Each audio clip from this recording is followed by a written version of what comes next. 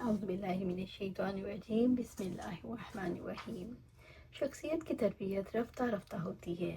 رب العزت کیسے اس شخصیت کی تعمیر کرتے ہیں اور کہتے ہیں تم نے اس بارے میں فکر نہیں کرنی جب کل تک تم پریشان ہوتے تھے اور 40 برس تک تم غار ہرا میں جاتے رہے، اپنے رب کو کھوجتے رہے، حالات کو سازگار بنانے کے لیے کوششیں کرتے رہے، کوئی راستہ نہیں پاتے تھے، تو کیا ہم نے تمہارا وہ بوجھ اتار نہیں دیا؟ تم پر اپنی رحمت نہیں کرتی؟ کیسا رب العزت کا احسان تھا آپ صلی اللہ علیہ وسلم کی ذات پر۔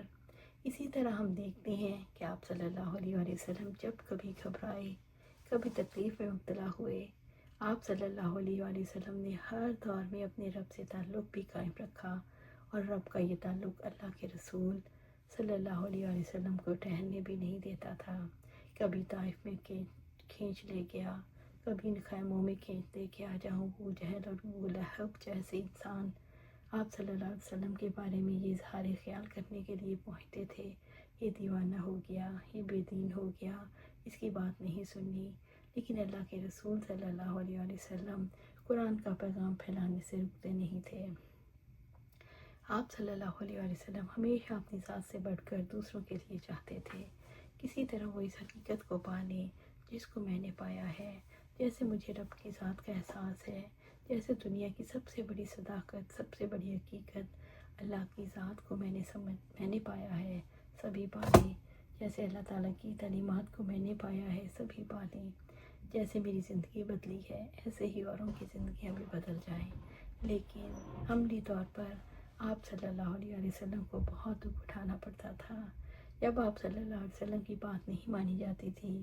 آج الحمدللہ کتنے دلوں کے اندر اللہ کے رسول صلی اللہ علیہ وسلم کی محبت ہے، اور اس دور میں رسول اللہ صلی اللہ علیہ وسلم جب گھبرا جاتے تھے، پریشان ہو جاتے تھے، مجھے ایسے محسوس ہوتا ہے کہ آپ صلی اللہ علیہ وسلم کسی موقع پر اپنی کملی اوڑھے، اپنے گھٹنوں میں منہ دیے کسی کونے میں بیٹھے ہوں گے، تو اللہ تعالیٰ کی طرف سے وحی نازل ہوئی ہوگی، تاہا ما انزلنا علیک القرآن لتشقی، تاہا ہم نے یہ قرآن تم پر اس لیے تو نازل نہیں کیا کہ تم مشقت میں پڑ جاؤ۔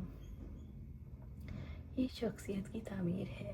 اللہ کے رسول صلی اللہ علیہ وسلم کی شخصیت کو کس طرح سے رب العزت نے نکھارا، یہاں وہ پہلو نمایاں ہوں گے جن کی وجہ سے آپ صلی اللہ علیہ وسلم کی شخصیت کے اندر قوت پیدا ہوئی۔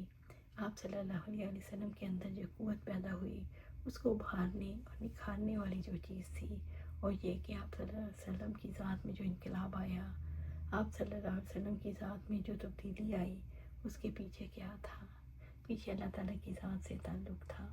اللہ سبحانہ تعالیٰ سے دعا ہے کہ ہمیں آپ صلی اللہ علیہ وسلم کے نقش پا پر چلنے کی توفیق عطا فرمائے، جنت الفردوس کے اعلیٰ مقام پر اپنے پاس گھر عطا فرما، آمین یا رب العالمین۔